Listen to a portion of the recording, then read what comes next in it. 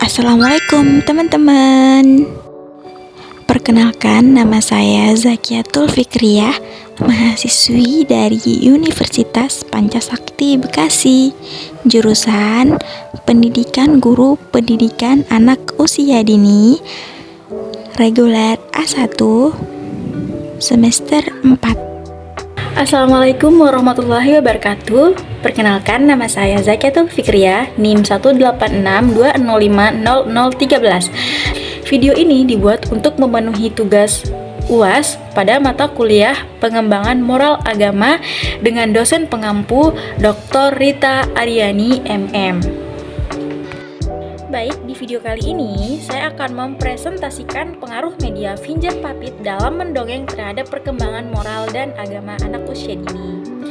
Nah, strategi dan teknik mendongeng dalam mengembangkan moral anak usia dini. Pengembangan moral dapat disamakan dengan pembelajaran nilai-nilai dan pengembangan watak yang diharapkan dapat dimanifestasikan dalam diri dan perilaku seseorang seperti kejujuran, keberanian, persahabatan, dan penghargaan. Pembelajaran dalam konteks ini tidak semata-mata sebagai situasi seperti yang terjadi dalam kelas-kelas belajar formal di sekolah. Apalagi pembelajaran ini ditujukan pada anak-anak usia dini dengan ciri utamanya senang bermain. Dari segi tahapan perkembangan moral, strategi pembelajaran moral berbeda orientasinya antara tahapan yang satu dengan lainnya.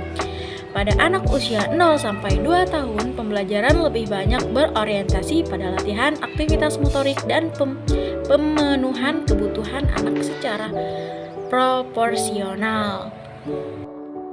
Nah, pada anak usia 2-4 tahun, pembelajaran moral lebih diarahkan pada pembentukan rasa kemandirian anak dalam memasuki dan menghadapi lingkungan.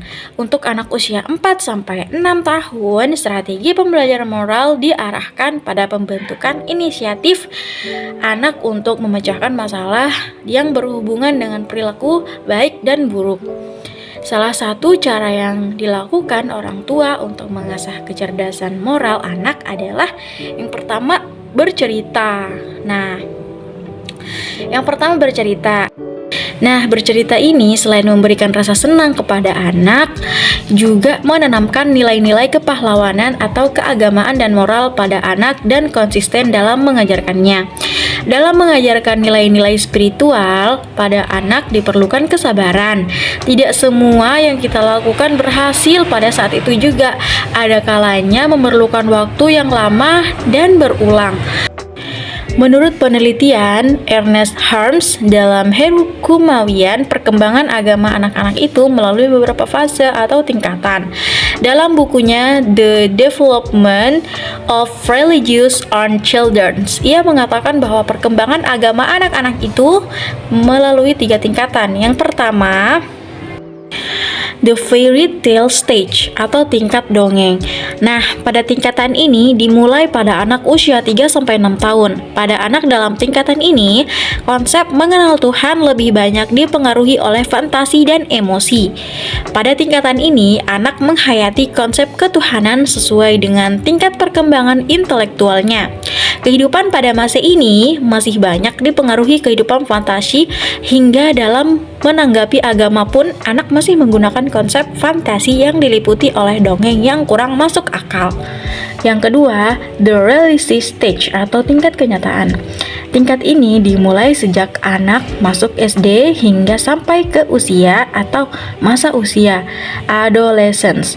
Pada masa ini, ide ketuhanan anak sudah mencerminkan konsep-konsep yang berdasarkan kepada kenyataan. Konsep ini timbul melalui lembaga-lembaga keagamaan dan pelajaran agama dari orang dewasa lainnya. Pada masa ini, ide keagamaan anak didasarkan atas dorongan emosional hingga mereka dapat melahirkan konsep Tuhan yang formalis.